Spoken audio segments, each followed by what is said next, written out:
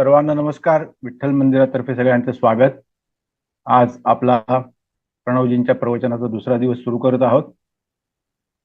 या चंडी मधुकैटभ प्रमथिनी या माहिषोन्मूलिनी या धूम्रेक्षण चंडमुंड मथिनी या रक्तबीजाशिनी शक्तिशुंभ निशुंभ दैत्यदलिनी या सिद्धलक्ष्मी परा सा दुर्गा नवकोटी मूर्ती सहिता मां पातु विश्वेश्वरी.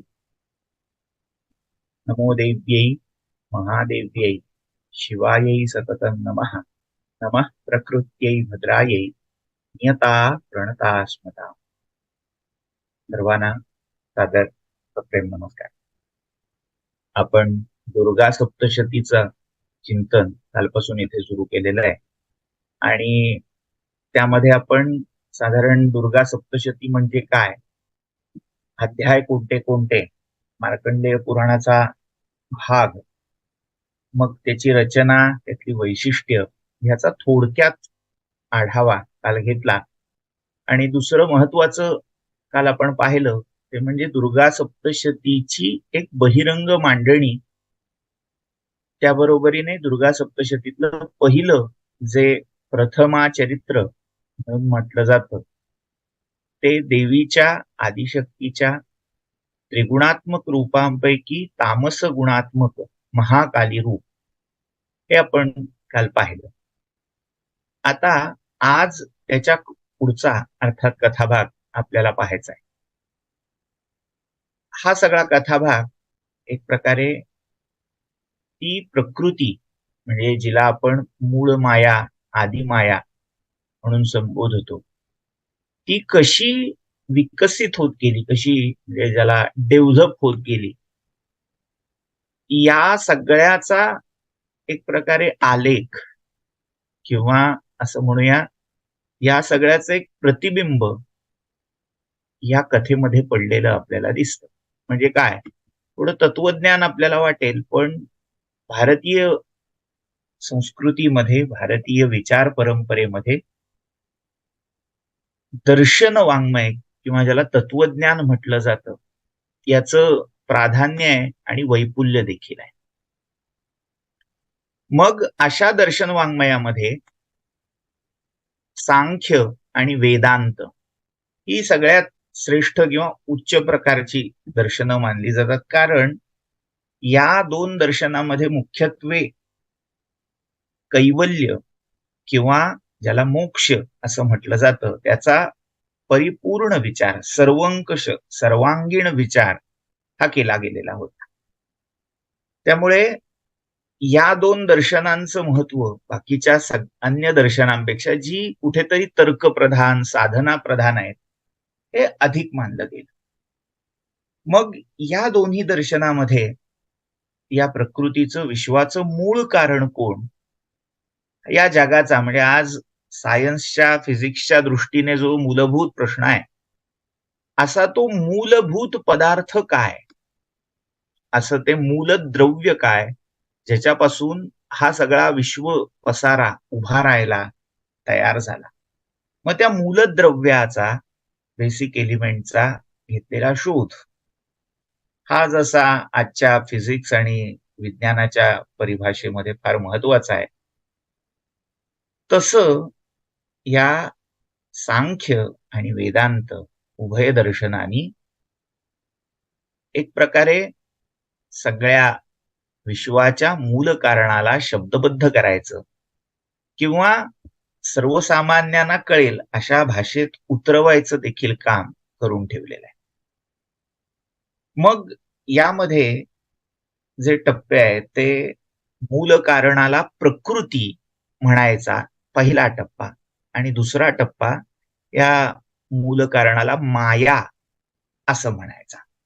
प्रकृती असा शब्द सांख्य या दर्शनाने वापरलेला आहे आणि माया हा शब्द प्रायः वेदांत्यांनी किंवा वेदांत दर्शनामधले जे उपसंप्रदाय आहेत, मग अद्वैत वेदांत, द्वैत वेदांत या संप्रदायाने केला. मग आपला विषय येतो कुठे, इथे जी माया म्हणून या सगळ्या दर्शनांनी सांगितली किंवा जिला प्रकृती असंही म्हटलं गेलं. त्या प्रकृतीचं सर्वसामान्य भाविकाच्या किंवा ज्याला तत्वज्ञानातलं फार गम्य नाही अशा व्यक्तीच्या दृष्टीने सुलभीकरण ते मांडण्याचा सहज सुबोध उपास्य आराध्य रूपात मांडण्याचा उपक्रम हा पुराणाने केला. मग प्रकृती म्हणजे काय? तर प्रकृती आणि पुरुष ही अनादि तत्व आहेत. त्यांना कधी कुठेही आरंभ झालेला नाही, ती होतीच पहिल्यापासून अस्तित्वात असणारी पुरुष आणि प्रकृती ही तत्व. आणि त्यातही सांख्य दर्शनाच्या दृष्टीने पुरुष म्हणजे ब्रह्म परमात्मा याच्यापेक्षाही प्राधान्य हे प्रकृतीला आहे, त्या शक्तीला आहे. आणि त्याच प्रकृतीला पुढे माया वेदांत्यांनी म्हटलेलं आहे. पण प्राधान्य हे या प्रकृतीचं आहे. आणि ही प्रकृती कशी आहे तर ती त्रिगुणात्मिका असं म्हटलेलं आहे, सत्व रजस आणि तमस. तर जगाची उत्पत्ती होण्यासाठी ही प्रकृती मूल कारण आहे. पण ती प्रकृती कशी आहे तर त्या प्रकृतीमध्ये एक आंतरिक इंटरनल संतुलन आहे, बॅलन्स आहे. तो इंटरनल बॅलन्स सतत एकाच बिंदूवर स्थिर राहतो असं नाही, तर तो गतिशील किंवा गतिमान देखील आहे. मग तो गतिमान झाल्यावर कुठेतरी जो पेंड्युलम आहे तिचा प्रकृतीचा बॅलन्स आहे तो एका बाजूला झुकायला लागतो. मग एका बाजूला झुकला की जेवढा तो तिकडे झुकेल तेवढंच त्याच्या उलट्या दिशेने त्याच्या प्रतिदिशेने त्याला जाणं भाग पडतं. आणि या ओढाताणीतून ज्याला हिंदीत खिचाताण म्हणतात त्यामध्ये तो जो इक्विलिब्रियम आहे तो डिस्टर्ब होतो, तो कुठेतरी हलतो. आणि ही जी 3 टोकं आहेत म्हणजे तिचं बॅलन्स असणं, तिचं कुठेतरी एका बाजूला कळणं आणि मग कळल्यावर पुन्हा मूळ पदावर येण्यासाठी दुसरं टोक गाठणं, ह्या ज्या 3 अवस्था आहेत त्या सत्व रजस आणि तमस या नावाने अनुक्रमे ओळखल्या जातात. स्थिर बॅलन्स असणं म्हणजे सत्व, नंतर ती एकदम कुठल्या तरी एका दिशेने कळली, इच्छा केली की ती रजोगुणी होते. आणि ती जेव्हा पूर्ण आपल्या मूळ पदाला येण्यासाठी प्रयत्न करते तेव्हा दुसरीकडे खेचली जाते, या अवस्थेला तमोगुण असं म्हटलेलं आहे. आपण त्यातला तमोगुण जो आहे प्रकृतीचा, की त्या तमोगुणामध्ये सगळ्या गोष्टी नेणिवेमध्ये होत आहेत, अनाकलनीय स्थितीत होत आहेत, कळत नाहीये पण होत आहेत. ती स्थिती म्हणजे तमाची आहे. जसं काल आदिशक्तीचं रूप प्रकट झालं, योग निद्रा प्रकट झाली. ही योग निद्रा अशी जाणीवेतून आलेली नाही, झोप हा प्रांतच मुळात जाणीवेच्या पलीकडचा आहे. त्यामुळे त्या नेणिवेतून झालेलं देवीचं अवतरण हा देवीच्या तमोमयी रूपाचा आविष्कार होता, जो काल आपण पाहिला. आज जो आविष्कार आहे तो ऐच्छिक आविष्कार आहे. इच्छा ही रजोगुणाचं लक्षण आहे. त्यामुळे सगळ्यांनी इच्छा व्यक्त केलेली आहे, विश केलेली आहे. आणि तिचं मॅनिफेस्टेशन, ती इच्छा मूर्त होणं, व्यक्त होणं, हा जो भाग आहे, कथा भाग आहे, हा महालक्ष्मी किंवा जिला मध्यमा असं म्हटलेलं आहे, तिचं अवतरण, त्याचा कथाभाग या सप्तशतीत इथे दिसतो. महाकाली ही तमोमयी आहे, तर महालक्ष्मी ही रजोमयी आहे. आता आपल्याला एक वर्षानुवर्ष गोष्ट सांगितली जाते, आपण ऐकत असतो आणि आपणही बोलत असतो अनवधानात. त्यामुळे गल्लत होत असते ती स्पष्ट करतो आधी. मुळात शाक्त संप्रदायाच्या दृष्टीने किंवा तांत्रिक संप्रदायांच्या दृष्टीने, आता हे जे मी शब्द वापरतोय त्या शब्दांशी फॅमिलियर बहुतांश श्रोते मंडळी असतील असं गृहीत धरून मी ते मांडतोय. पण जाता जाता एक ढोबळ सांगायचं झालं तर भारतामध्ये उपासना संप्रदाय आहेत. एकेका देवाची उपासना करणारे त्याला वाहिलेले जे संप्रदाय आहेत ते म्हणजे शिवाच्या उपासनेसाठी शैव, विष्णूंच्या उपासनेसाठी वैष्णव किंवा भागवत, नंतर शक्तीच्या उपासनेसाठी शाक्त, गणपतीच्या उपासनेसाठी गाणेश किंवा गाणपत्य आणि सूर्याच्या उपासनेसाठी सौर असे संप्रदाय अस्तित्वात आले. आणि त्यापैकी शाक्त म्हणजे शक्तीचे, आदिशक्तीचे, देवीचे उपासक. मग त्यांच्या संप्रदायामध्ये महालक्ष्मी, महासरस्वती आणि महाकाली हे 3 शब्द जेव्हा येतात तेव्हा आपण धनाची, विद्येची, बुद्धीची किंवा काळाची, शक्तीची देवता म्हणून ज्यांची पूजा करतो त्या देवता ह्या नव्हेत. आपण शब्द वापरतो ते लक्षात घ्या. लक्ष्मी आणि महालक्ष्मी या 2 वेगळ्या आहेत. काली आणि महाकाली या 2 वेगळ्या आहेत. आणि सरस्वती आणि महासरस्वती या 2 वेगळ्या आहेत. या सगळ्याचा विचार आपण शेवटच्या दिवशी यथासंभव करणार आहोत. पण हे सगळं प्राधानिक रहस्य म्हणून जे सप्तशतीच्या उपांगामध्ये, त्यातही उत्तरांगामध्ये सप्तशती म्हणून झाल्यावर जे म्हटलं जातं त्याच्यात हा सगळा उहापोह आहे. महासरस्वती, या महासरस्वती पासून पुढे उत्पन्न झालेले विष्णू आणि गौरी हे देव आहेत. महालक्ष्मी पासून उत्पन्न झालेले 2 देव म्हणजे ब्रह्मदेव आणि लक्ष्मी हे आहेत. आणि महाकाली पासून उत्पन्न झालेले देव म्हणजे सरस्वती किंवा ज्याला आपण शारदा म्हणतो आणि महादेव किंवा शिव हे आहेत. म्हणजे सगळ्या जगाचं मूळ कारण या महालक्ष्मी, महासरस्वती, महाकाली या 3 देवता आहेत. म्हणजे आपल्या सगळ्यांना माहिती असेल कोल्हापूरला हे रूप आपल्याला दिसतं. ती शिवपत्नी का विष्णुपत्नी याच्यावरून बरेच वर्ष वाद आहे. पण खरा तो वादच चुकीचा आहे, कारण ती महालक्ष्मी म्हणजे विष्णुपत्नी नाही आणि ती अंबाबाई म्हणून शिवपत्नीही नाही. ती म्हणजे त्या मूर्ती रहस्यात म्हटल्याप्रमाणे विश्वाद्या सृष्टीकर्त्री आद्या शक्ती स्त्रीरूपा त्रिगुण परिवृता ब्रह्मणो हेतुभूता.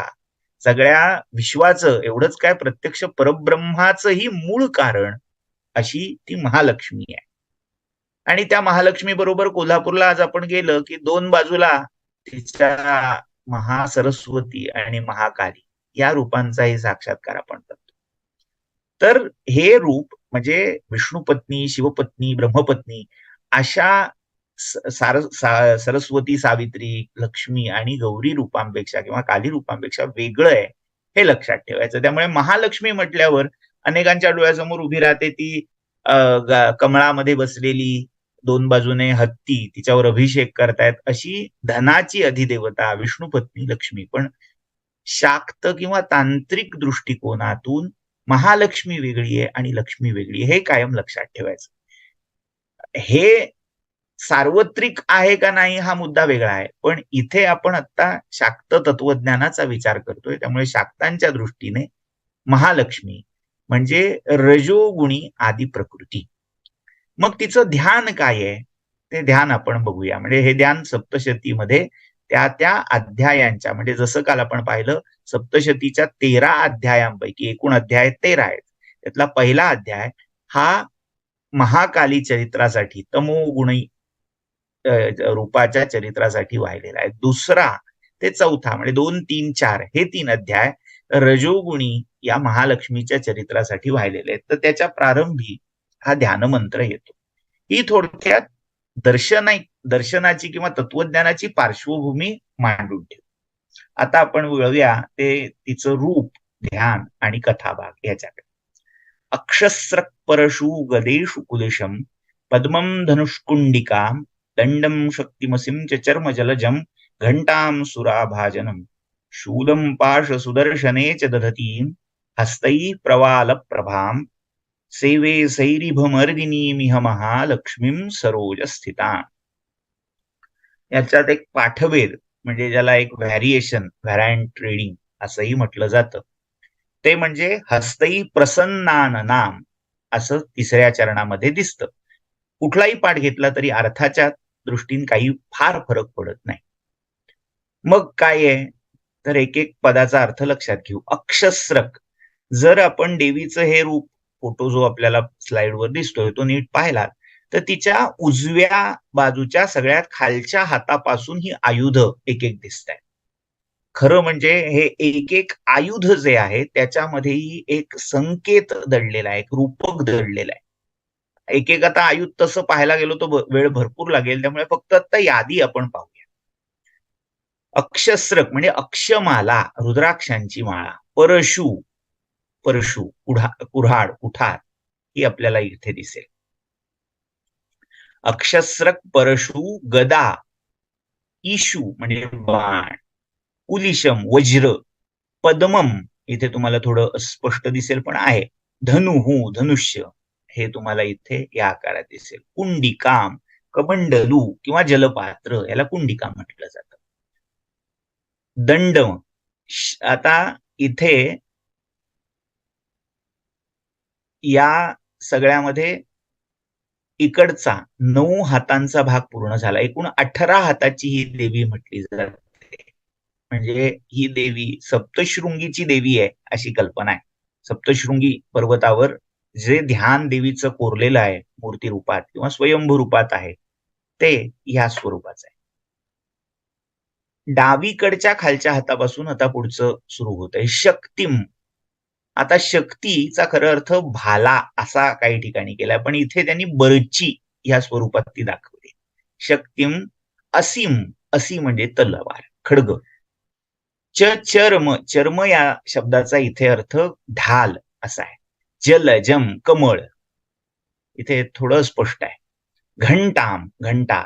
सुराभाजन, मदिरा पात्र, मद्यपात्र किंवा त्याला मधुपात्र असं पण म्हटलेलं आहे. याचा संदर्भ पुढे कथेत येतोय. सुराभाजनम, शूलम, त्रिशूळ. पाश, पाश. सुदर्शने, सुदर्शन चक्र. दधतीम, हस्तई प्रवाल प्रभाम, हातानी ही 18 आयुध, 18 आभरण धारण करणारी. प्रवाल प्रभा, प्रवाल म्हणजे पोवळ, कोरल असं आपण ज्याला म्हणतो, रत्न. तर त्या रत्नाप्रमाणे जिची प्रभा किंवा अंगकांती आहे, किंवा प्रसन्नानना ह्या पाठाचा अर्थ केला तर जी प्रसन्न मुख, जिची चर्या सदैव प्रसन्न असते अशी. सेवे, सैरिभ मर्दिनी, अशा सैरिभ, सैरिभ या शब्दाचा अर्थ महिष, रेडा, मेल बफेलो असा केलेला आहे. आता काही ठिकाणी त्याचा रानरेडा किंवा गवा, बायसन असाही अर्थ केलेला दिसतो. तर या महिषासुराला, महिषाच्या रूपात असणाऱ्या दैत्याला मारणारी, मर्दिनी म्हणजे मर्दन करणारी. मर्दन याचा अर्थ मसाज असा या इथे नाही, तर इथे मर्दन म्हणजे मारणे, टू स्लॉटर असा केलेला आहे. तर ते मर्दन, वध, मथन. आपण जयदेवी जयदेवी महिषासुर मर्दिनी असं अनेक ठिकाणी चुकून म्हणतात, पण मूळ शब्द आरतीमध्ये मथिनी असा आहे. तिथेही मथन हा शब्द घुसळणे अशा अर्थी, मंथन या अर्थी आलेला नाही, तिथे मारणे याच अर्थी तो मथन शब्द आलाय. त्यामुळे सैरिभ मर्दिनी किंवा महिष मथिनी हे जे शब्द आहेत ते महिषासुराचा नाश करणारी अशा अर्थी येतात. अशा सरोज स्थिता, कमळामध्ये प्रतिष्ठित असणाऱ्या महालक्ष्मीची सेवा मी करतो असा ह्या श्लोकाचा आशय. आता ह्या रूपामागचं आख्यान काय हे आपण पुढे पाहूया. हे आख्यानाला सुरुवात करण्याआधी महिष हे तत्व काय लक्षात घेऊ. महिष म्हणजे रेडा. हा रेडा तमोगुणाचं, कामुकतेचं, बळाचं, अहंकाराचं प्रतीक मानला गेलाय. आपण मराठीत म्हणतो अनेक वेळा रेड्यासारखा वाढलाय. आता तो रेड्यासारखा म्हणजे काय काय सांगतो तो शब्द, की खूप धष्टपुष्ट आहे, बलिष्ठ आहे, त्याला कुठेतरी माज आहे, त्याला कुठेतरी एक कामुकताही त्याच्या व्यक्तिमत्वात दडलेली आहे. आणि असा तो रेडा, ह्या रेड्याच्या रूपात असणारा असुर म्हणजे तो महिषासुर. महिष अधिक असुर याच्या जन्माची कथा खरं तर सप्तशतीमध्ये आलेली नाही, पण ही महिषासुराची कथा 2 अन्य पुराणामध्ये सांगितलेली आहे. त्यातलं एक पुराण आहे स्कंद पुराण आणि दुसरं जे पुराण आहे हे पुराण आहे देवी भागवत पुराण. देवी भागवत पुराणाचा उल्लेख मी काल केलेला होता प्रारंभी. देवी भागवत पुराणामध्ये रंभ आणि करंभ अशा 2 असुरांची कथा येते. आता मुळात हे सगळे जे शब्द आपण वापरतो ते पण सवंग पद्धतीने, सोयीने, सवयीने वापरतो. ते म्हणजे दैत्य, असुर आणि राक्षस. अजून एक शब्द आहे दानव. पण असुर हा शब्द थोडा वेळ बाजूला ठेवला तर दैत्य, दानव आणि राक्षस या 3 वेगळ्या जाती होत्या. महर्षी कश्यपांच्या 13 पत्नींपासून ही सगळी सृष्टी बीज रूपात उत्पन्न झाली. त्यातली जी दनू नावाची पत्नी होती तिच्यापासून दानव उत्पन्न झाले. दिती नावाची जी पत्नी होती तिच्यापासून दैत्य उत्पन्न झाले आणि जी खशा किंवा कशा नावाची पत्नी होती तिच्यापासून यक्ष आणि राक्षस उत्पन्न झाले. तर ही 3 वेगळी म्हणजे ज्याला जाती संप्रदाय म्हणूया असे तिथे दिसत. तर दानव कुळामध्ये या महिषासुराचा जन्म झाला असं म्हटलं जातं. आणि दुसऱ्या एका संदर्भानुसार राक्षस कुळामध्ये हा जन्माला आला असंही म्हटलं गेलंय. स्कंद पुराणानुसार तो दैत्य आहे. त्यामुळे या तिन्हींचा उल्लेख ठिकठिकाणी झालेला आहे. आता तुम्हाला प्रश्न पडेल नेमकं खरं काय धरायचं, इतिहास काय? तर इथे आपल्याकडे वेगवेगळ्या कल्पांची कल्पना मांडली गेली. एकच घटना वेगवेगळ्या कालखंडामध्ये म्हणजे हे सगळं काळाचं चक्र मानलेलं आहे. सत्व, रजस, तमस हे जसं गुणांचं चक्र आहे तसं कृतयुग, त्रेतायुग, द्वापर युग आणि कलियुग हे युगांचं चक्र मानलेलं आहे, 4 युगांचं. आणि ही युग अखंडपणे सुरू असतात, त्याची आवर्तन सुरू असतात. कृत संपल्यावर त्रेता, त्रेता संपल्यावर द्वापर, द्वापर संपल्यावर कली, कली संपल्यावर पुनश्च कृतयुग हे चक्र सुरू आहे. त्यामुळे या चक्रामध्ये सतत काही वेळेला सतत आणि काही वेळेला हे म्हणण्याचं कारण काही एका ठराविक अंतराने काही एका मर्यादेनंतर ते देवाचे अवतार आणि ते जीव, मग ते मानवी असोत वा राक्षसी असोत, आसुरी असोत, ते पुन्हा पुन्हा जन्म घेतात. म्हणजे काय तर रामाचा पुन्हा पुन्हा अवतार होतो, कृष्णाचा पुन्हा पुन्हा अवतार होतो, तसाच अन्य देवांचाही अवतार पुन्हा पुन्हा त्या युगात होत असतो. तर असं त्या पुन्हा पुन्हा अवतार घेण्याच्या प्रक्रियेत कधी कधी महिषासुर हा दैत्य कुळात जन्म घेतो, कधी दानव कुळात जन्म घेतो, तर कधी कधी राक्षस कुळात जन्म घेतो. मग हे रंभ आणि करंभ नावाचे 2 असुर होते. असुर ही जी टर्म आहे, संज्ञा आहे, ती देवेतर देवांव्यतिरिक्त ज्या योनी आहेत त्यांच्यासाठी वापरली जाते. वेदामध्ये असुर हा शब्द देवांपेक्षाही अतिबली, अतिबलिष्ठ अशाही अर्थी आलेला आहे. मग आता देवांनाही जे हावी ठरले, देवांनाही ज्यांचा पगडा भारी वाटला असे असुर, मग त्यामध्ये दैत्य असोत, दानव असोत, राक्षस असोत, कोणी असोत, त्याची सगळ्यांची गणना असुर या शब्दात केली गेली. तर इथे असुर कुळामध्ये असं म्हणूया, म्हणजे ज्याला जे हवं ते कुळ त्यांनी लावून घ्या. त्या असुर कुळामध्ये रंभ आणि करंभ असे 2 असुर जन्माला आले. ह्या दोघांनी कठोर तपश्चर्या केली अजेय होण्यासाठी. एकाने पंच अग्नितपाचा मार्ग स्वीकारला. पंचाग्नी तप म्हणजे 5 बाजूनी अग्नीमध्ये बसून तप करणं. म्हणजे थोडक्यात पूर्ण वर्तुळ आपल्या भोवती आखून त्याच्यामध्ये अग्नी पेटता ठेवणं, भडकता ठेवणं आणि वरून सूर्य तापत असताना तप करत राहणं, असं सगळ्या बाजूंनी पोळून घेत तप करणं याला पंचाग्नी तप म्हणतात. आणि दुसरं जे आहे ते जलबंध तप. जलबंध तप म्हणजे पाण्याचं रोधन करून त्या पाण्यामध्ये राहून ते तप करणं. याच्यामध्ये ते पाणी तुमच्या नाकातोंडात जाऊ द्यायचं नसतं, अशी एक यौगिक धारणा आहे. म्हणजे त्याला जलस्तंभनी विद्या असं म्हटलं जातं. महाभारतामध्ये दुर्योधनाकडे ही जलस्तंभनी विद्या होती. शक्तीचा उपयोग करून जेव्हा सगळं बाकीचं युद्ध हरले, हा एकटा उरला, तेव्हा तो द्वैपायन नावाच्या कुरुक्षेत्रातल्या सरोवरात जलस्तंभनी विद्येचा आधार घेऊन तिथे लपून बसल्याचा उल्लेख आहे.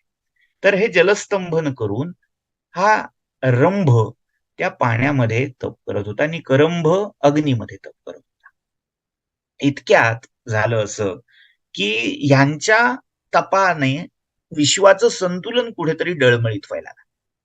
आणि जेव्हा विश्वाचं संतुलन डळमळीत होतं तेव्हा इंद्राचं आसन, देवराज इंद्राचं आसन हलतं किंवा डोलतं, अशी एक कल्पना आहे. म्हणजे काय होतं, तर या जगाचा जो सत्ताधीश आहे, आता यामुळे अनेक लेखकांनी, अनेक आधुनिक पुराण कथा रंजकांनी किंवा सिरियल्सनी इंद्राचं व्यक्तिमत्व हे धूसर केलेलं आहे किंवा त्याला एक प्रकारे कलंक लावण्याचा प्रयत्न केलेला आहे की तो कसा वाईट होता, तो कसा दुष्ट होता, किंवा त्याच्या व्यक्तिमत्वातले हे जे डार्क साईड आहे ती अधिक ठळक करण्याचा प्रयत्न अनेकांनी केला. पण लक्षात घ्या, इंद्र ही रूलर देवता आहे, शासक देवता आहे, आणि शासकाचं हे आद्य कर्तव्य असतं की त्याच्या शासनामध्ये कुठेही बॅलन्स ऑफ एनर्जी, जो एनर्जीचा, सत्तेचा, शक्तीचा समतोल आहे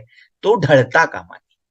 हे राजाचं कर्तव्य आहे. म्हणजे साधं आजचे आपले प्रधानमंत्री, राष्ट्रपती, जे कोणी राष्ट्रप्रमुख, राष्ट्राध्यक्ष असतील, त्यांचं हे काम सांगितलेलं आहे की कुठे शक्तीचं अधिक पुंजीकरण होत नाही ना, कुठे साठा होत नाहीये ना शक्तीचा, ह्याच्यावर लक्ष ठेव. तर इंद्राचं हे कर्तव्य आहे की कुठे असमतोल होत नाही ना, मग तो तपाच्या, शक्तीच्या दृष्टी नसेल, नाही तर सत्तेच्या दृष्टी. तर हे उत्पन्न झालं, अशी असंतुलनाची अवस्था उत्पन्न झाली. त्यामुळे इंद्राला तिथे हस्तक्षेप करावा लागतो. इंद्राने यांचं तप भंग करण्यासाठी, इंद्र ज्या ज्या ऋषी सगळ्यांची तप भंग करण्यासाठी प्रसिद्ध केलाय का, तर तप करणं म्हणजे तुम्ही ती ऊर्जा साठवून घेता. साठा आला की कुठेतरी दुसरीकडे खड्डा आला, एकीकडे जास्त साठला, याचा अर्थ दुसरीकडे अभाव उत्पन्न झाला. आणि जेव्हा हा अभाव उत्पन्न होतो तेव्हा संतुलन ढळतं. त्यामुळे ते संतुलन बनवण्यासाठी त्याच्यावर जी ऍक्शन आहे ते घेण्याचं काम हे इंद्राला नेमून दिलेलं आहे देवाने. त्यामुळे इंद्राने ह्याच्यावर ऍक्शन घेतली आणि ते तपोभंग करण्यासाठी त्याचे काही नेहमीचे मार्ग होते. ते म्हणजे त्यांनी त्या यज्ञामध्ये, तपामध्ये विघ्न आणायला सुरुवात केली. मग ह्या विघ्नामुळे जो करंभ नावाचा असुर होता तो या अग्नीमध्ये जळून भस्मसात झाला, आणि जो रंभ नावाचा असुर होता तो तसाच पाण्यात तप करत राहिला. तो तिथे होता तर तिथे मकराच्या, म्हणजे जो मगर म्हणून, त्या मकराच्या रूपात इंद्र येऊन त्याला मारण्याचा त्याने प्रयत्न केला. पण त्याच्या सहचरांनी, त्याच्या अनुचरांनी या रंभाला वाचवलं.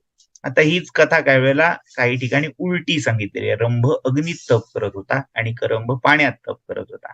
करंभ मारला गेला पण रंभ काही कारणाने वाचला. काहींच्या मते अग्नीनी त्याला वाचवलं, काहींच्या मते यक्षानी त्याला वाचवलं.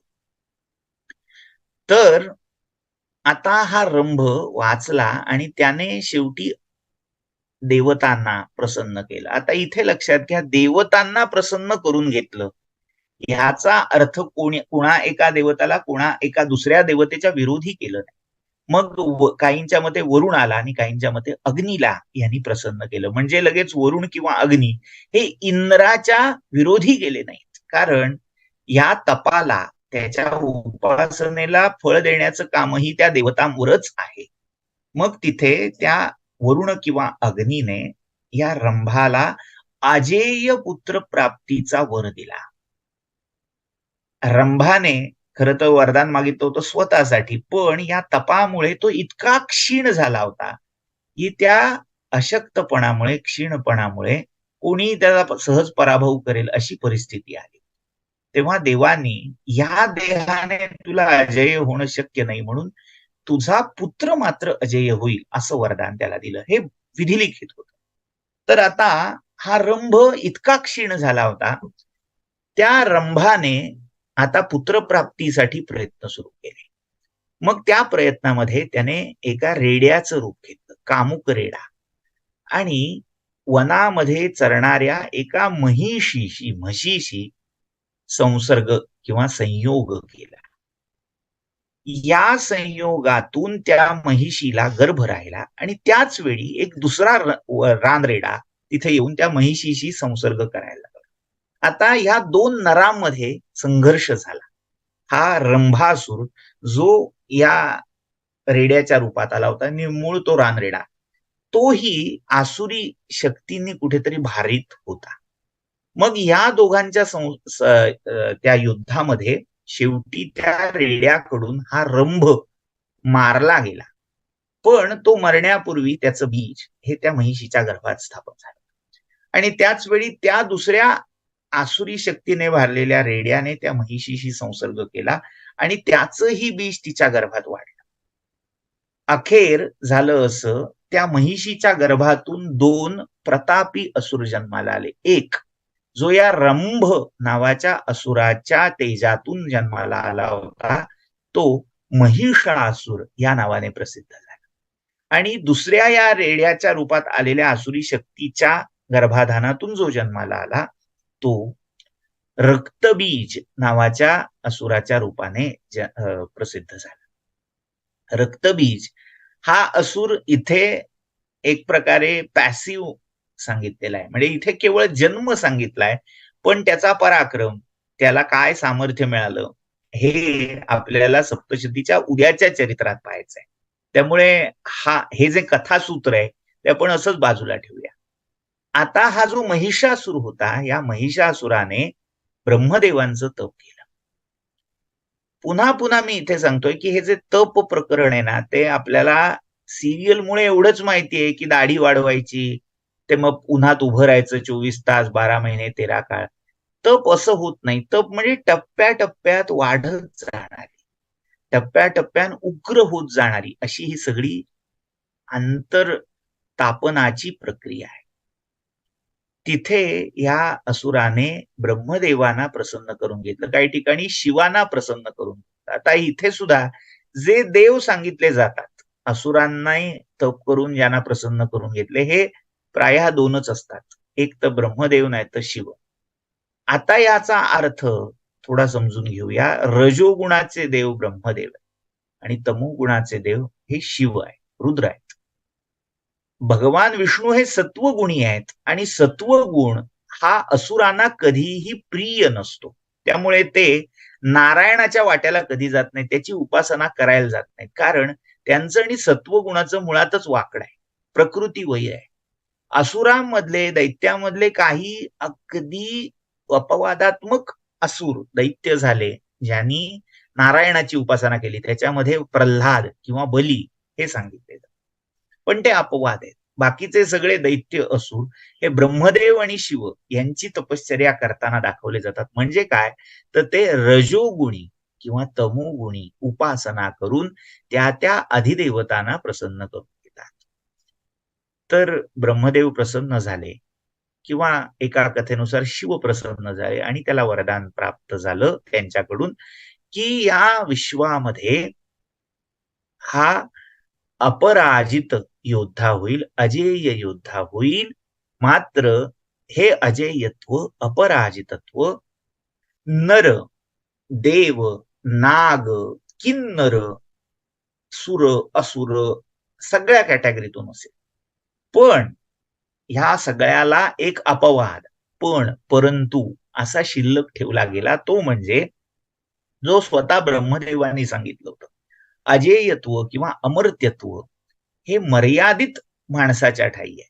माणूस हा मुळात सीमित असल्यामुळे त्याला अमर्याद अमरत्व, अजरत्व, अजेयत्व देता येणार नाही. त्यामुळे एक असा कुठला तरी जीव तूच स्वीकार की जो तुझ्या मृत्यूचं किंवा पराभवाचं कारण. त्यावेळी महिषासुराने खूप विचार केला की या जगामध्ये असं काय आहे की जे इतकं क्षीण आहे की ते मला कधी हरवूच शकत नाही. तर त्याने कल्पना अशी केली की नारी, स्त्री ही जी आहे, नर वेगळा, नारी वेगळी, मग ही नारी मला कधी हरवू शकणार नाही. कितीही सबल झाली तरी ती माझ्या पुढे टिकू शकणार नाही.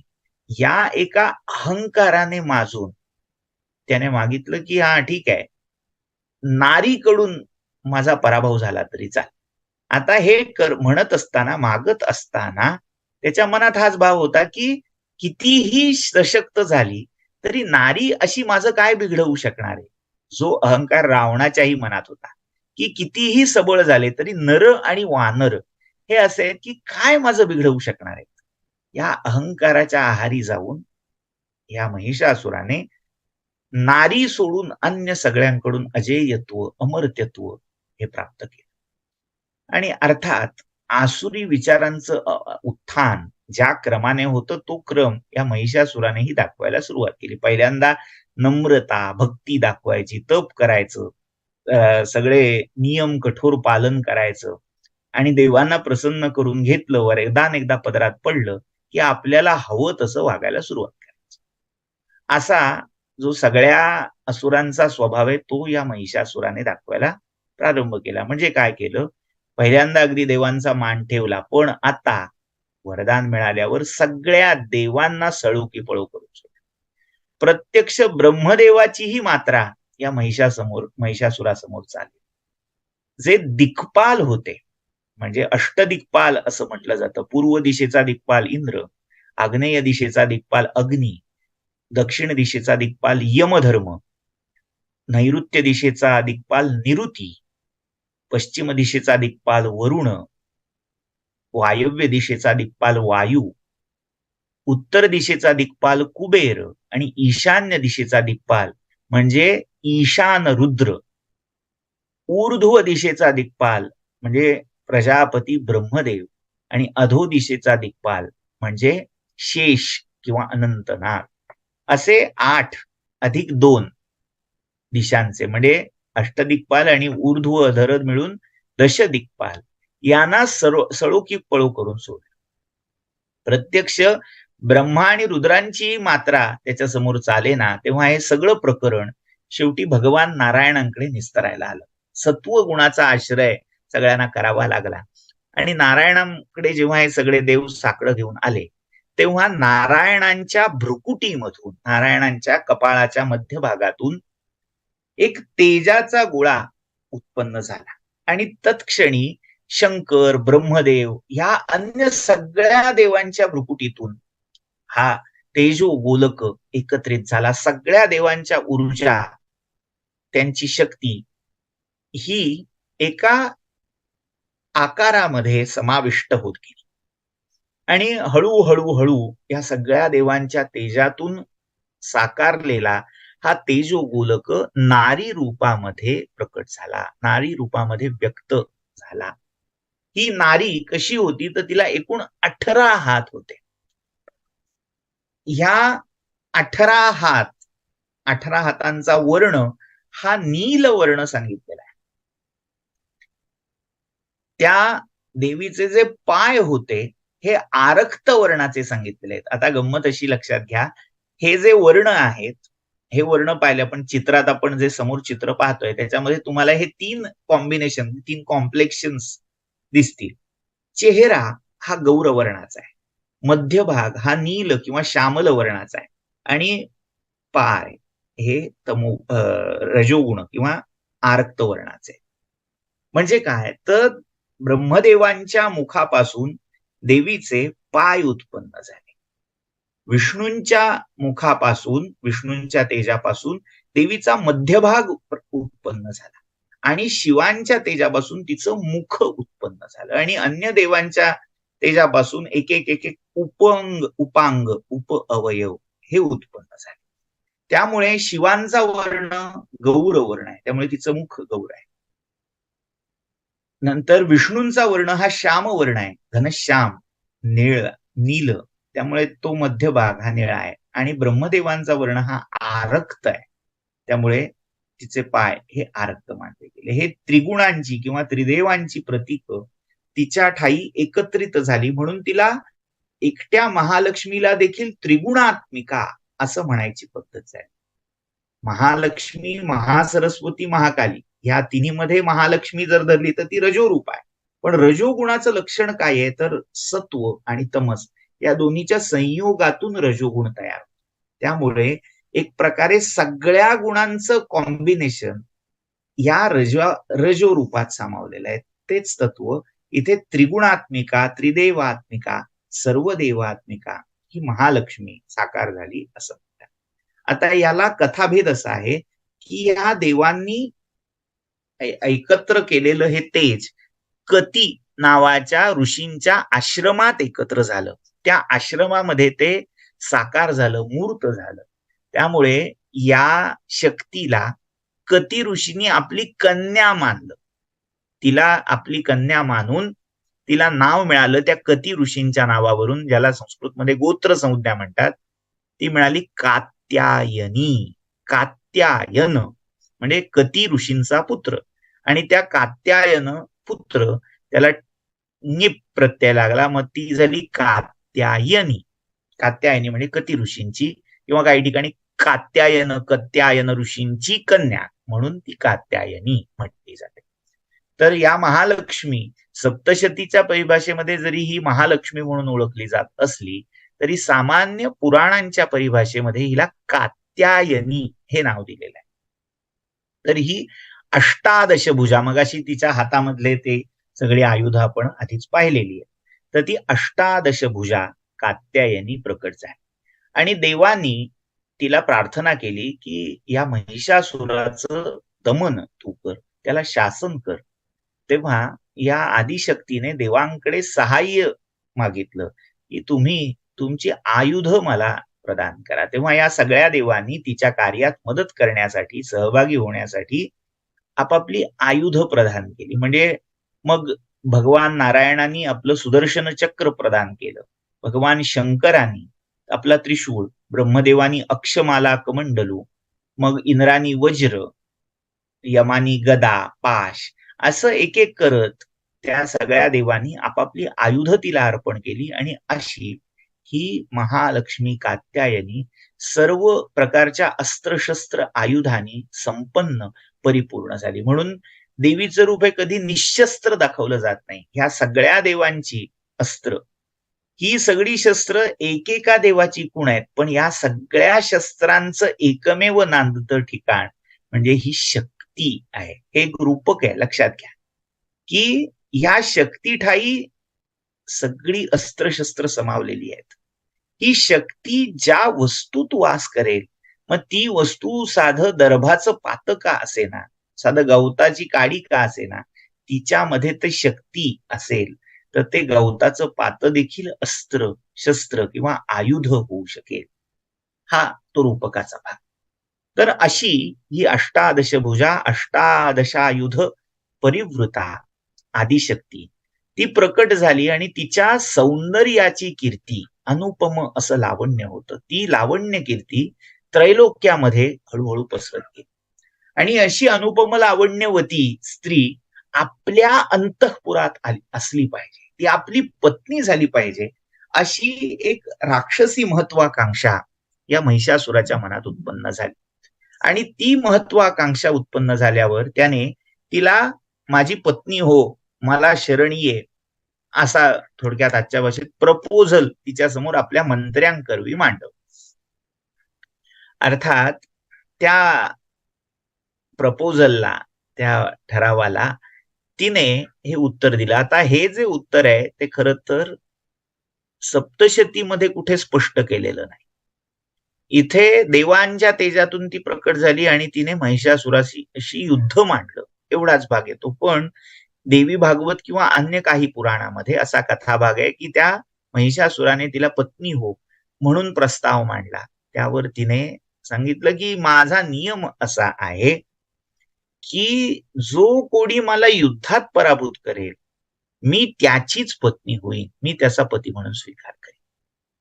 हा माझा नियम आहे आणि तो मला मोडवणार नाही. असा माझा पण तू पूर्ण कर आणि माझा पती हो, असं तिने प्रत्युत्तर दिलं. तेव्हा एक प्रकारे कुत्सित भावनेने या महिषासुराने आपल्या काही सेनापतींना तिचा बिमोड करून तिला बांधून आणण्यासाठी, देवीला हरवण्यासाठी हे तिथे पाठवलं, जिथे त्या गती ऋषींच्या आश्रमामध्ये ही प्रकट झालेली होती तिथे.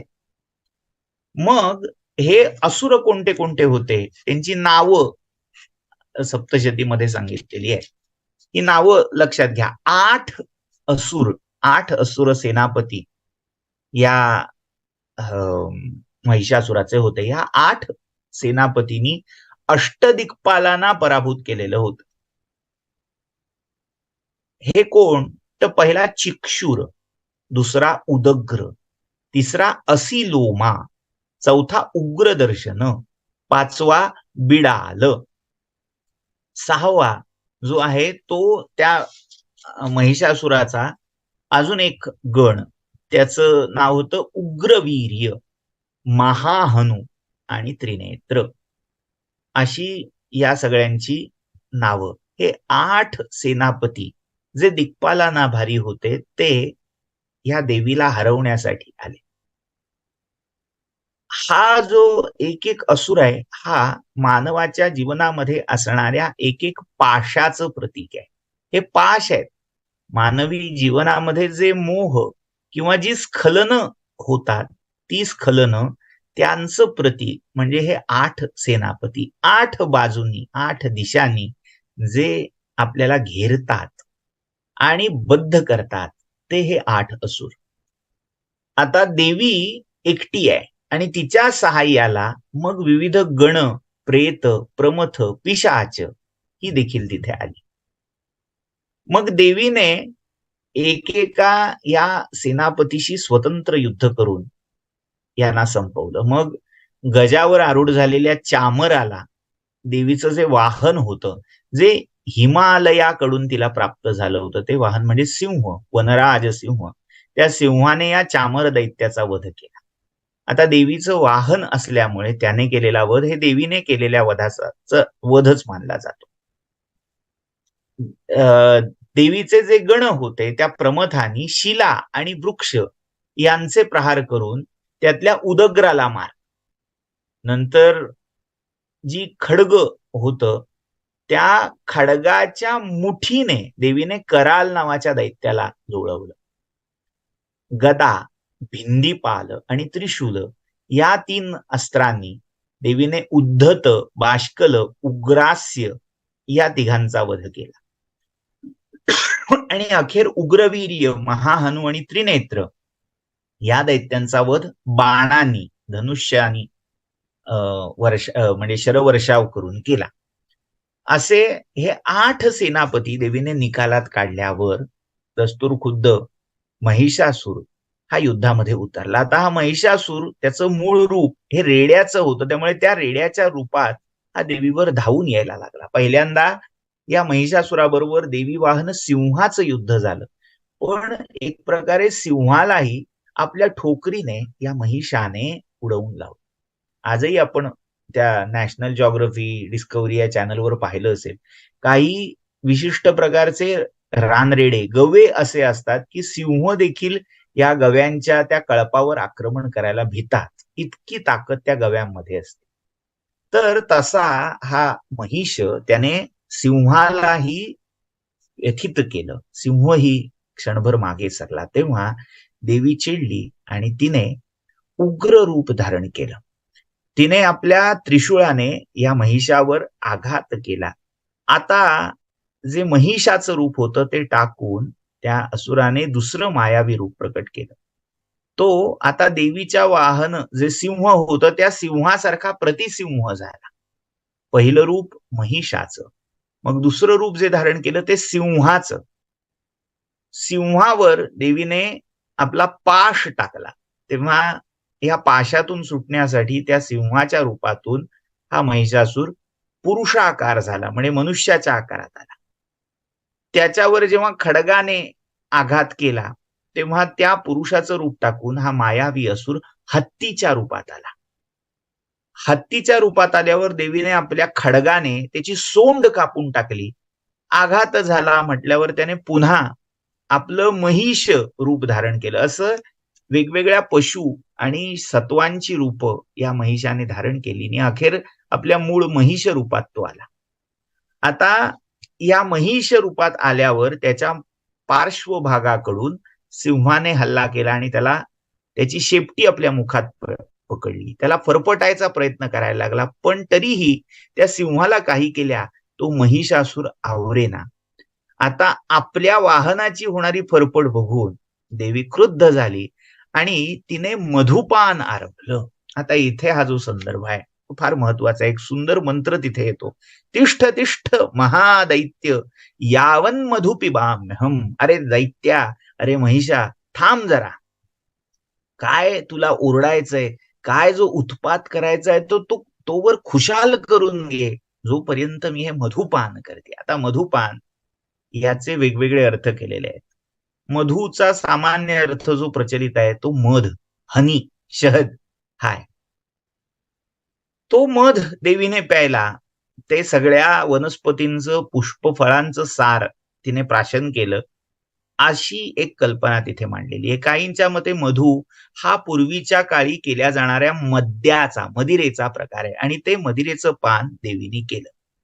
यामुळे देवीच्या उपासनेत उत्तर काळामध्ये शाक्त संप्रदायामध्ये मद्य हा एक महत्वाचा नैवेद्य ठरला. मद्याशिवाय देवीची पूजा होत नाही अशी कल्पना रूढ झाली. आता हे जे एक अनुकरण सुरू झालं नंतरच्या काळात, म्हणजे हे अंधानुकरण इथे आपल्याला बघायला मिळेल की देवीने प्राशन केलं म्हणून आम्ही मद्य प्राशन केलं. मुळात मद्य ह्याचा अर्थ एक उन्माद किंवा एक प्रकारे उत्साह उत्पन्न करण्यासाठी घेतलेलं पेय. आणि ते किती घेतलं तर तो रणावेश चढावा, रण उत्साह वाढावा, यासाठी देवीने ते प्राशन केलंय. म्हणजे ते मधू किंवा मद्य जे काही असेल त्याचं प्रयोजन काय आहे तर तरतरी यावी आणि लढण्यासाठी एक तजेला देवीला मिळावा. का तर 8 दिवस देवी त्या 8 सेनापतींशी लढत होती. अखंड युद्ध चाललं होतं आणि अखेर 9व्या दिवशी हा महिषासूर येऊन भिडला होता. त्यामुळे अखंड चाललेल्या युद्धामुळे कुठेतरी थकवा, कुठेतरी एक ग्लानी देवीला आली होती आणि ती दूर करण्यासाठी तिने हे मधुपान केलं. आता जे लोक म्हणतात की देवी पिते, आमची आराध्य देवी आहे, त्यामुळे आम्ही पण देवीसारखं मधुपान करतो, मदिरापान करतो, तर त्यांनी हे लक्षात ठेवायचं, देवीनी अखंड 8 दिवस रात्र जागून जे युद्ध केलं, ज्या महापराक्रमी दैत्यांचा वध केला, तो जर आपल्याला जमत असेल तर आपण त्या मधुपानाच्या भानगडीत पडा. ते करण्याची ताकद आपल्याकडे केवळ एका गोष्टीचं, ती सुद्धा जी आपल्या सोयीची किंवा आवडीची आहे तिचं अनुकरण केलं जातं, पण बाकीच्या गोष्टी तिकडे नजरअंदाज होतात. भगवान शंकर मग त्या शांभवीचं सेवन करतात म्हणून आम्ही शांभवी म्हणजे भांग पितो असं म्हणणारे लोक आहेत. आदिशक्ती मदिरा पिते म्हणून आम्ही मद्य पितो असं सांगणारे लोक आहेत. पण त्यांनी हे लक्षात ठेवायचं की आदिशक्तीने इतका घनघोर पराक्रम युद्धात दाखवला. 8 दिवस न थकता न खाता पिता असं युद्ध करणं हे ज्याला शक्य आहे त्यांनी ह्या बाता कराव्या. म्हणजे साधी गोष्ट आहे, अनुष्य पोटी काही न खाता रिकाम्या पोटी जर मद्य प्यायलं तर त्याने अक्षरशः अल्सर पासून ते लिव्हर डॅमेज होण्यापर्यंत, कायमचं निकामी होण्यापर्यंतचे रिव्हर्स इफेक्ट होतात. तर तिथे ही देवी ते पचवतीये मद्य, हे फार महत्वाचं आहे. त्यांनीच याच्या भानगडीत पडावं ज्यांना ते पचवण्याचा, त्याच्या आहारी न जाता त्याला केवळ आपला मर्यादित आहार करण्याचं सामर्थ्य आहे, त्यांनी त्याला हात लावावा. हे तारतम्य त्यातनं आपण लक्षात घ्यायला हवं. तर शिवांनी देखील हलाहल पचवलेलं आहे, ते सामर्थ्य ज्याच्यात आहे त्यांनी शांभवी सेवनाचा प्रयत्न करा. तर असं हे देवीचं मधुपान झालं आणि आता देवी क्रुद्ध होऊन तिने काय केलं तर आपल्या शूल म्हणजे त्रिशूलानी त्या महिषाला खुपसून खाली भूमीवर पाडलं.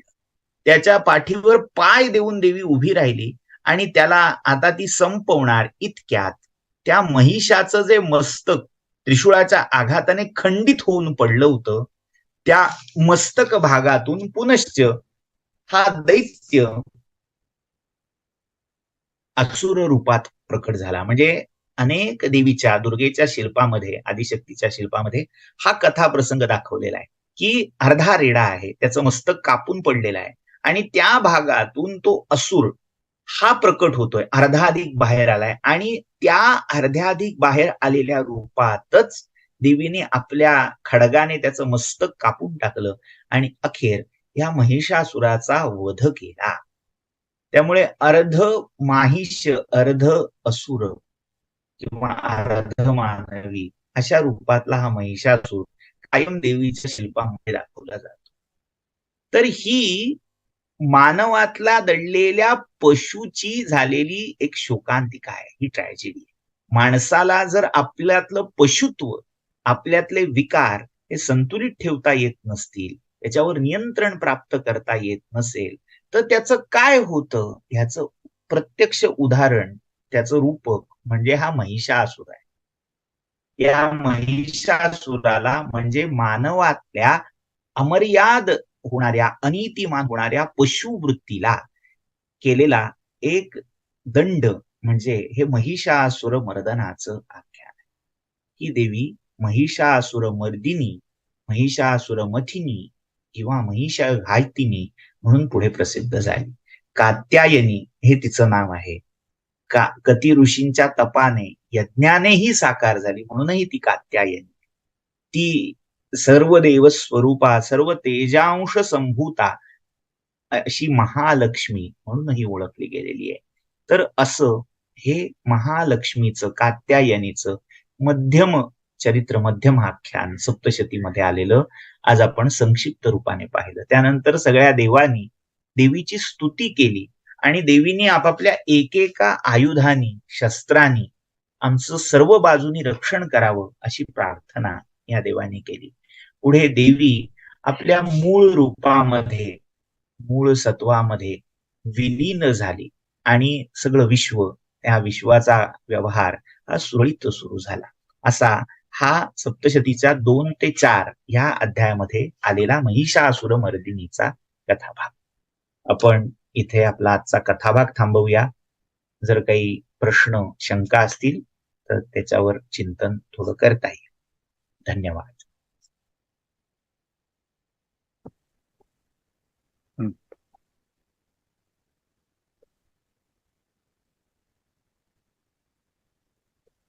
हॅलो, माझा आवाज येतोय? हो, येतोय. प्रणवजी, खूप छान झालं.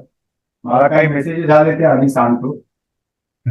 काल अनेकांचे मेसेज होते की थोडं अवघड वाटलं, थोडं कळायला वेळ लागला, पण आज लोकांना ते सूत्र कथेचं अगदी व्यवस्थित उतरलंय मनात आणि अनेक गोष्टी ऐकत असलेल्या गोष्टी बऱ्याचशा आता कथारूपाने तुम्ही ज्या मांडल्या त्यांनी खूपच लोकांना मदत झाली आहे. तुमच्या भाषेचंही सगळ्यांना खूप आश्चर्य वाटते की ती सुरेख भाषा की ऐकतच राहावं असं वाटतंय. तर तुमचे परत एकदा धन्यवाद. आणि मी सगळ्यांना अनम्यूट करायचे रिक्वेस्ट पाठवली. कोणाला काही प्रश्न विचारायचे असतील जरूर विचारा.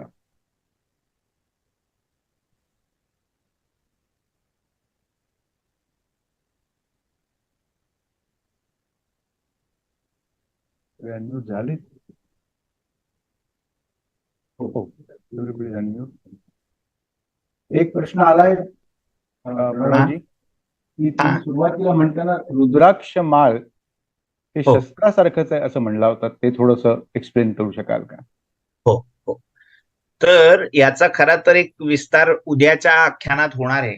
जे महासरस्वतीचं चरित्र आहे त्याच्यामध्ये ज्या मातृका सांगितलेल्या आहेत, तिच्या सहचरी, त्याच्यामध्ये ब्राह्मी किंवा ब्रह्माणी नावाची मातृका आहे आणि तिचं शस्त्र अक्षमाला आणि जलपूर्ण कमंडलू असं म्हटलंय. आता लोकांना असं वाटतं की अक्षमाळेतून काय होणार आहे, तर एक फार मोठा संदेश त्यातनं दिला गेलेला आहे.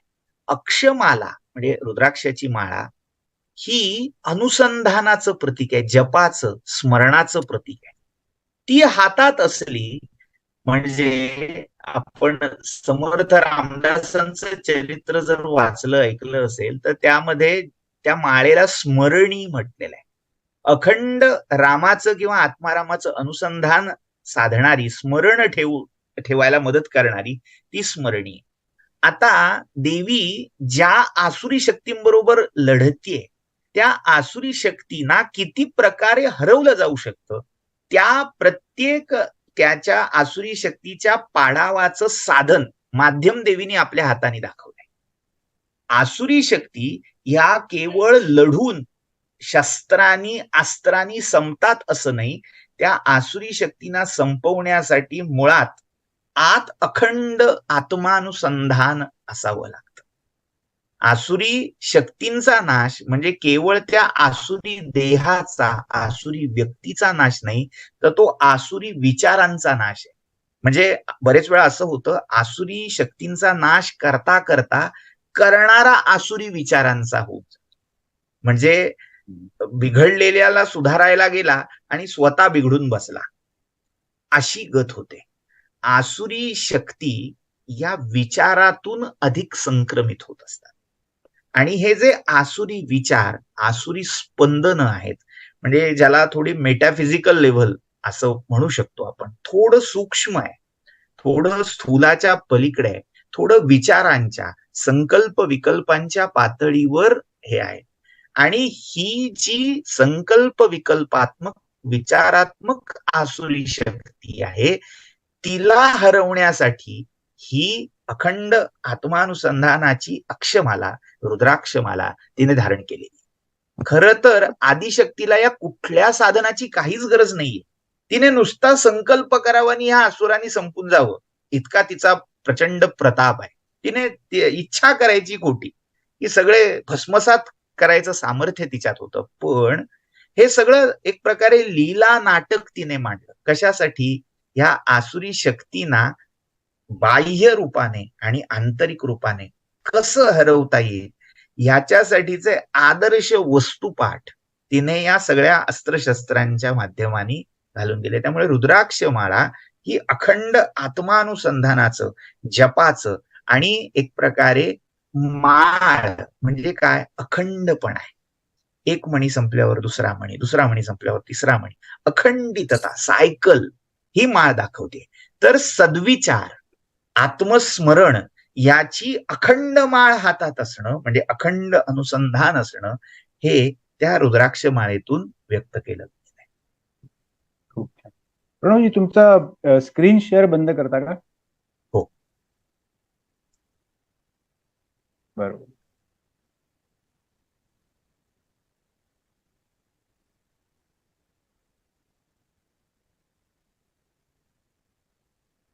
ठीक. अजून एक प्रश्न आला, तो म्हणजे सूक्त रोज रात्री म्हणावं का? का त्याला काही विशेष नियम पाळायला लागतात? डी सूक्त का रात्री सूक्त? रात्री सूक्त. हा, मुळात एक लक्षात ठेवायचंय की आधुनिक काळामध्ये बदललेल्या विचारांनी, आधुनिक विचारांच्या पगड्यांनी अनेक लोक सूक्त पठण करायला जातात. पण जिथपर्यंत, मग भले तो कोणत्याही वर्णाचा असो, स्त्री असो वा पुरुष असो, जिथपर्यंत उपनयन संस्कार होऊन ते अखंड संध्या आणि गायत्रीची उपासना करत नाहीत, तिथपर्यंत या वैदिक सूक्तांचं पठण, पारायण करायला ती व्यक्ती अधिकारी नाही. ज्यांना या वैदिक सूक्तांचं अनुष्ठान पुरस्चरण करायचंय त्यांनी ही एलिजिबिलिटी आधी सांभाळली पाहिजे. संध्या आणि गायत्रीची उपासना करावी, मग या सूक्तांचं पठण करावं. जे हे करत नाहीत किंवा ज्यांना त्याचा अधिकार नाही, त्यांनी या भानगडीत न पडलेलं चांगलं. दुसरं, नुसतं संध्या आणि गायत्री उपासना नाही, तर त्या वैदिक सूक्तांची संथा घेणं. वैदिक मंत्रांचं महात्म्य असं आहे, अक्षरशः पद, अक्षर, नवे नवे त्यातली एक एक मात्रा, तिचा स्पष्ट उच्चार, स्वरोच्चार होणं आवश्यक आहे. जर स्वरोच्चार चुकला तर अर्थाचा अनर्थ, जे मिळायचंय त्याच्या बरोबर विपरीत फळ ह्या वैदिक सूक्तांच्या अनुष्ठानातून लाभत असतं. त्यामुळे शुचिता आणि अर्थात वाचिक संस्कार हे फार महत्वाचे असतात. त्यामुळे ज्यांच्या ठाई ह्या दोन गोष्टी नाहीत त्यांनी या भानगडीत न पडलेलं बरं. मग त्यांच्यासाठी जे आहे ती पौराणिक किंवा स्मार्त सूक्त असं ज्याला म्हटलं जातं, ज्याला आपण सामान्य भाषेमध्ये स्तोत्र मंत्र म्हणतो, त्यांचा उपयोग त्यांनी करावा. मग ही कुठली आहेत? मग जसं रात्री सूक्ता बाबतीत विचारणा झाली, रात्री सूक्त 2 आहेत.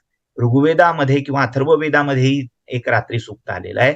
आणि आपण ज्याचा संदर्भ काल पाहिला ते तांत्रिक किंवा सप्तशतीमध्ये पहिल्या अध्यायात आलेलं रात्री सूक्त आहे. म्हणजे कुठलं तर ब्रह्मदेवानी आदिमायेची केलेली प्रार्थना, विश्वेश्वरी जगद्धात्रीम स्थितिसंहारकारिणीम, हे जे पौराण रात्री सूक्त आहे किंवा तांत्रिक रात्री सूक्त आहे त्याचा जप करावा. मात्र पुनश्च ही सूक्त म्हणजे एक केमिकल आहे किंवा केमिकल पेक्षा मी असं म्हणेन एक कॅप्सूल आहे. ही कॅप्सूल म्हणजे मग कसं होतं, झोपेची गोळी रोज घेऊ का हे विचारण्यासारखं, हे रोज म्हणू का. शुचिता ही फार महत्वाची आहे. साधन शुचिता, वैचारिक मानसिक शुचिता आणि सगळ्यात महत्वाचं आचार शुचिता, देह शुचिता. ही काय आहे, आपला जर आचार म्हणजे आपण अभक्ष भक्षण, अपेयपान, अगम्य गमन करून जर हे सूक्त म्हणणार असू तर तो दोष आहे आणि त्या पठणातून आपल्या पदरी पातकच पडणार आहे. त्यामुळे ह्या गोष्टी टाळून शुचिरभूत होऊन मग रात्री सूक्त आहे, मग लगेच आंघोळ करायची फार गरज नाही, पण किमान तुम्ही जो आहार घेतलेला आहे झोपायच्या आधी तो शुद्ध असायला हवा आणि किमान हातपाय धुवून मुख शुद्धी करून मग हे रात्री सूक्त आपल्या आराध्य देवतेचं किंवा काल रात्रीचं महाकालीचं स्मरण करून म्हणायला हरकत नाही. ही शुचितेची बंधनं पाळावीत. जरूर या तांत्रिक रात्री सूक्ताचा जप करावा. याचे दोन परिणाम होतात. ज्यांना झोपेचा त्रास होतो म्हणजे झोप येत नाही किंवा निद्राभंग होतो, वाईट स्वप्न येतात, त्या सगळ्यांसाठी हे रात्री सूक्त अतिशय उत्तम आहेच. पण ह्या रात्री सूक्ताचा मुख्य उपयोग हा निद्रा, तंद्रा, अज्ञान, अविद्या वृत्ती दूर करण्यासाठी मुख्य आहे. झोप येण्यासाठी हे रात्री सूक्त नाही. लक्षात घ्या, कथाभाग काय आहे, ब्रह्मदेवानी भगवान विष्णूंना योगनिद्रेतून जाग करण्यासाठी केलेली ती रात्री देवीची कालरात्रीची स्तुती. त्यामुळे इथे ह्याचं खरं प्रयोजन आपल्यातली निद्रिस्त होण्याची वृत्ती, आळस, तमोगुण हा दूर व्हावा, हे या रात्री सूक्ताचं मुख्य प्रयोजन आहे. पण तरीही काय आहे, ग्रामम गच्छन् तृणं स्पृशन, कल्पवृक्ष हातात आला की त्या कल्पवृक्षातून जसं उत्तमातलं उत्तम प्राप्त करता येईल तसं व्यवहारातल्या छोट्या मोठ्या गरजा पण तो कल्पवृक्ष नक्कीच भागवू शकतो. त्यामुळे काम्य गोष्टींसाठीही ह्याचा पाठ करायला हरकत नाही. मात्र रात्री सूक्ताचे अजूनही काही उपयोग सांगितलेले आहेत, म्हणजे जारण, मारण, उच्चाटन, वशीकरण, त्याच्या ह्या दुसऱ्यांना कोणाला उपद्रव देण्यासाठीच्या हेतूने याचा जप होऊ नये. राजीव आणि संध्या, तुम्ही विचारायचं होतं काही? नमस्कार संध्या मॅडम, कशी आहे तब्येत? तू म्यूट केलंय तिने.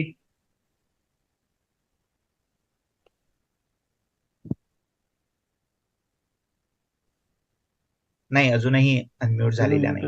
आता झालंय मी अनम्यूट. नमस्कार प्रणवजी, छान आहे तब्येत. Thank you so much. माझा प्रश्नाच्या अर्धी अधिक उत्तर तुम्ही आता मला दिलीत, कारण माझं ते रात्री सुक्तातलं विश्वेश्वरीम जगद्धात्रीम याच्या संबंधी होता. मला वाटतं 5व्या अध्यायात याच्याशीच रिलेटेड एक झोपण्याकरता नमस्तस्ये ते आहे, त्याच्यात पण एक आहे, या देवी सर्व या देवी सर्वभूतेषु निद्रा रूपेण संस्थित. तर हा जो श्लोक आहे विश्वेश्वरीम जगद्धात्रीम, तर मला नेहमी वाटतं की झोप लागणं महत्वाची आहे, पण जाग येणं ही महत्वाची आहे त्या झोपेतून. तर कधी कधी मनात येतं की एखादी व्यक्ती कोमात असेल तर आपण हा जप जर त्यांच्याकरता केला तर काही उपयोग होऊ शकतो का? हो, अवश्य अवश्य. सप्तशती हा कल्पवृक्ष आहे, म्हणजे त्याचं प्रयोजन केवळ काय नवरात्रामध्ये वाचून सोडून दिला असं अशासाठी नाही, त्याचं आध्यात्मिकही प्रयोजन आहे.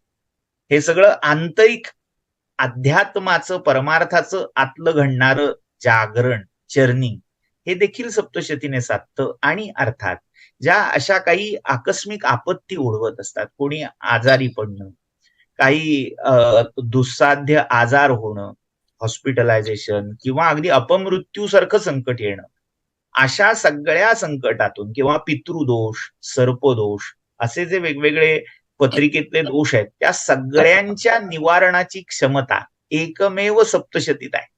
सप्तशती हे एक असं रसायन आहे, जो जे वांछील तो ते लाहो, हे त्यातून प्राप्त होणार आहे. लक्षात घ्या की ही त्रिगुणात्मिका शक्ती आहे. सत्व, रजस आणि तमस, ज्या त्रिगुणांनी हे सगळं विश्व बनलंय. या विश्वात अशी एकही गोष्ट नाही जी या त्रिगुणातून सुटते. त्यामुळे आपल्याला जी इच्छा आहे ती या त्रिगुणांच्या चौकटीत येत असल्यामुळे आपली हवी ती इच्छा पूर्ण करायला ही सप्तशती जगदंबिका, साक्षात चंडी, ही समर्थ आहे.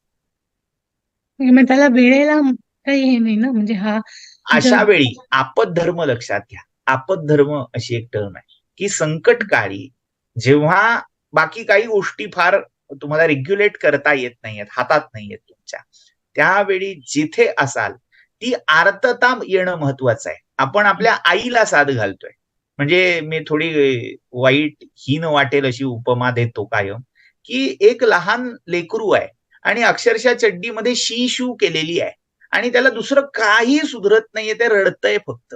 आणि अशा शी शू केलेल्या मुलांनी, लेकरांनी कोणाच्या कुशीत शिरायचं? तर एकमेव जगातली कूस अशी आहे ती त्याच्या आईची आहे आणि या विश्वाची आई ती असल्यामुळे तिच्या कुशीत शिरण्याचा अधिकार तिच्या प्रत्येक लेकराला तिने स्वतः दिलेला आहे.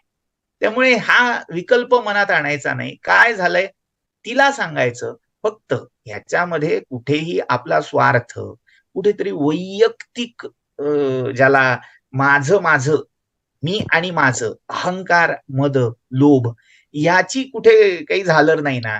कारण तुम्ही एखाद्या निष्पाप बाळाच्या, अर्भकाच्या बुद्धीने तिच्याकडे गेलात तर ती तितक्याच आपुलकीने तुम्हाला जवळ घेईल. पण त्या सगळ्यामध्ये कुठेतरी स्वार्थ असेल, निरागस असणं महत्वाचं आहे त्याच्यात.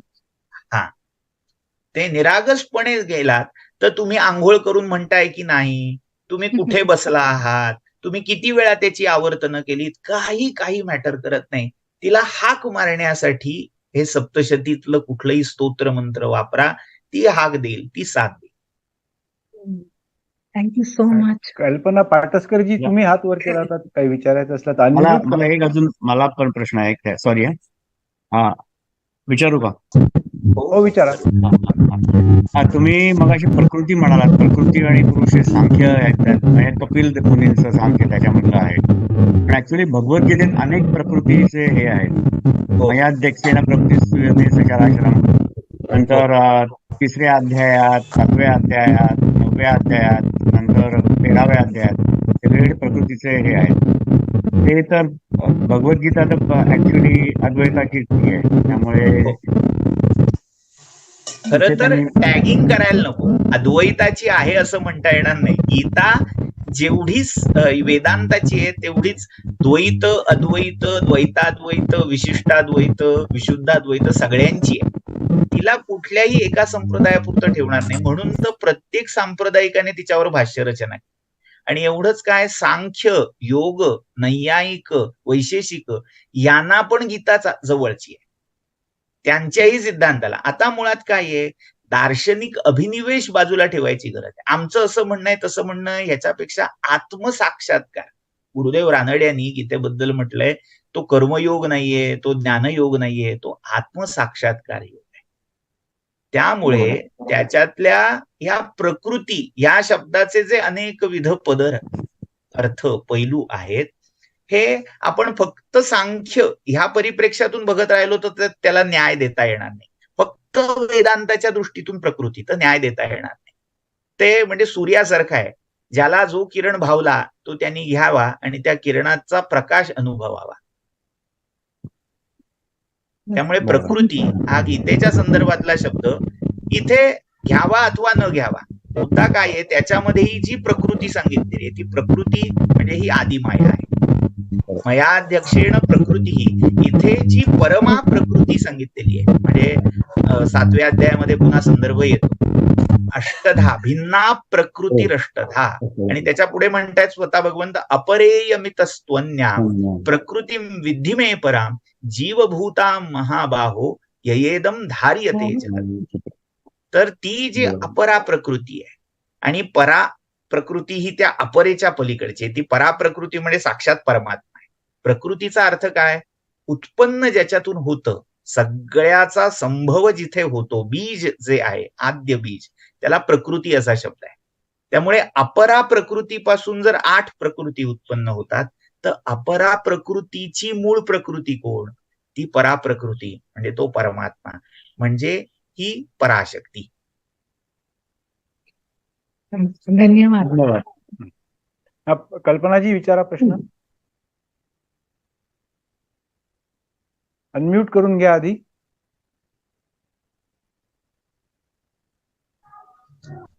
मला असं विचारायचं होतं, तुम्ही आता म्हणालात की ज्यांनी संथा घेतली त्यांनीच सुक्तांचे पाठ करावे.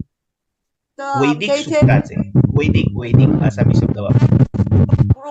कोणाच्या घरी ऐकायला येतंय का? हो, येत आहे. स्त्री सुक्ताला आम्हाला बोलवतात, आम्ही ग्रुपनी जातो, तर आम्हाला तो अधिकार आहे. याच्यामध्ये भावनिक आणि शास्त्रीय असे 2 पैलू आहेत.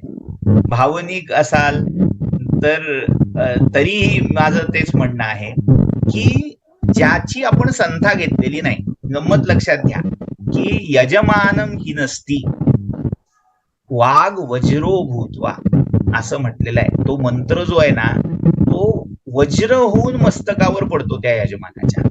त्या अनधिकाराने त्याचा पाठ केला असता तर आपल्याला असं वाटतं की माझी भावना स्वच्छ आहे ना, भावना शुद्ध आहे ना.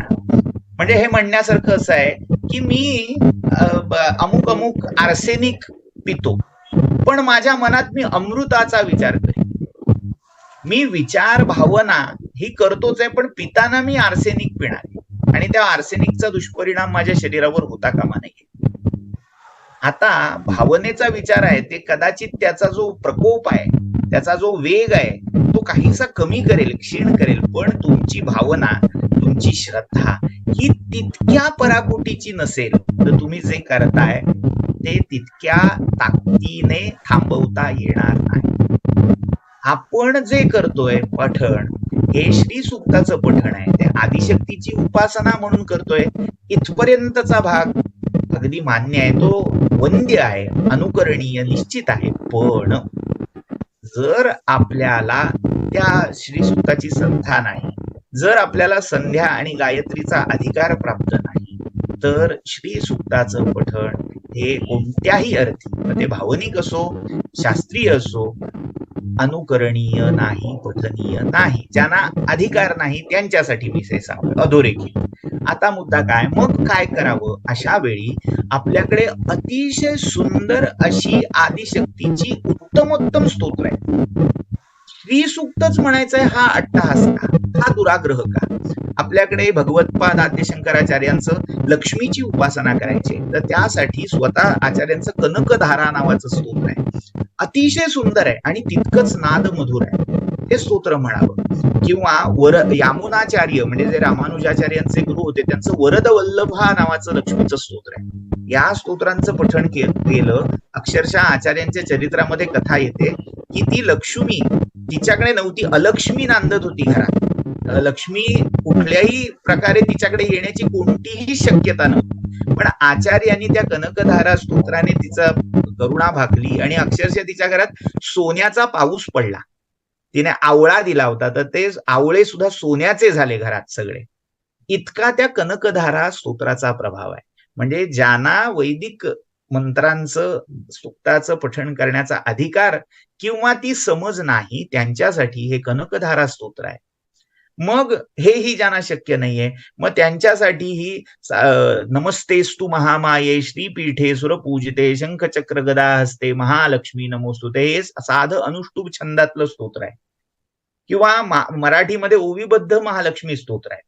आपण ज्या भाषेत बोलतो त्या भाषेत आपण बोलल्यावर त्याचा अर्थबोध आपल्याला होतोय का? शक्यतो त्या भाषेमध्ये बोलावं. संस्कृत जरी येत नसेल पण उच्चार शिकून घेतलेले असतील तर 50-50 असं आहे.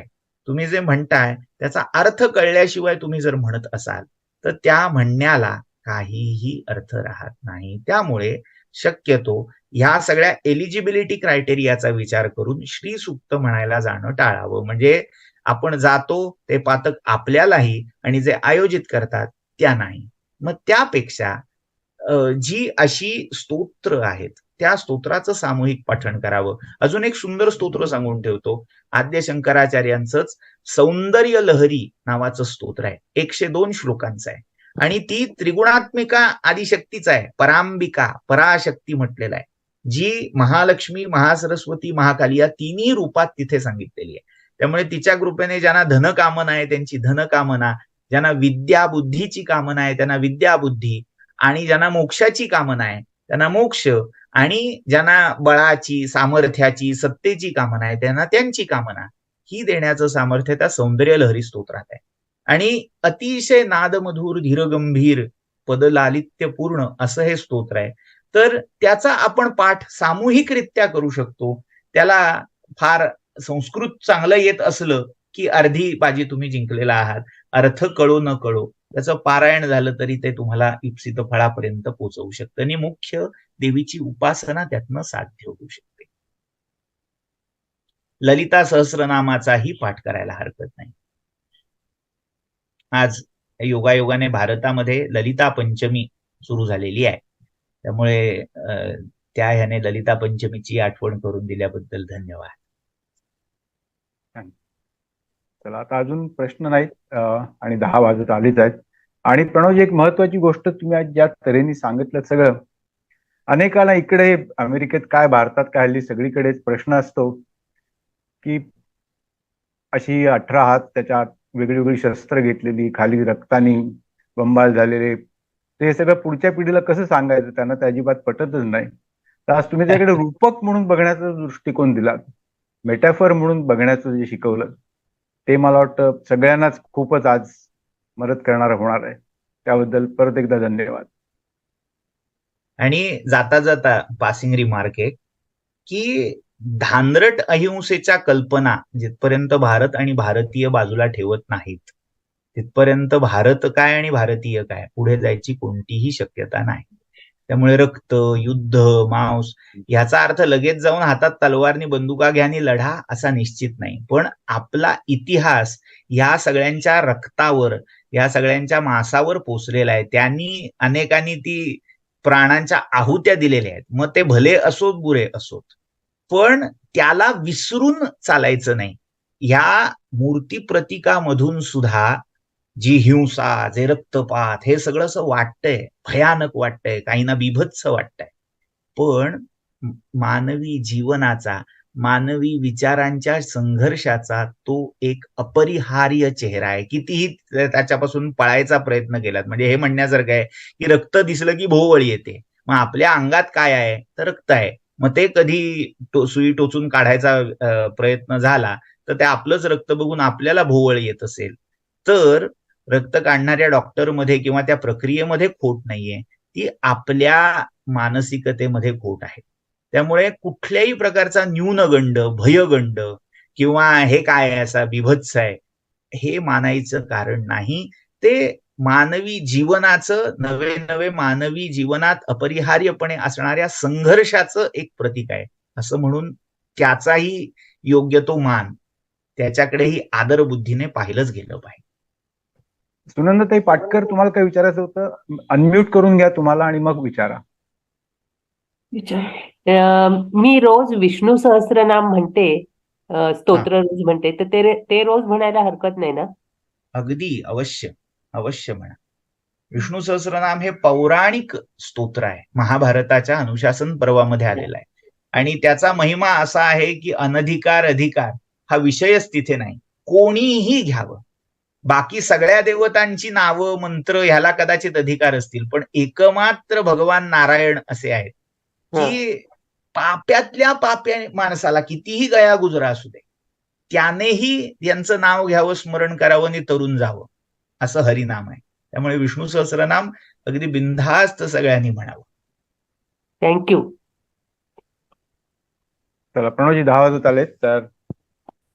तुम्हाला प्रार्थना घ्यायची असेल तर. हो.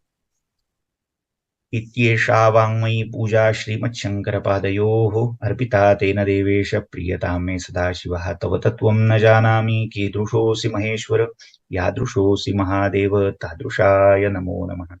सर्वामुखी जगदंबेचा उदयो. धन्यवाद सर्वांना. धन्यवाद. Good night.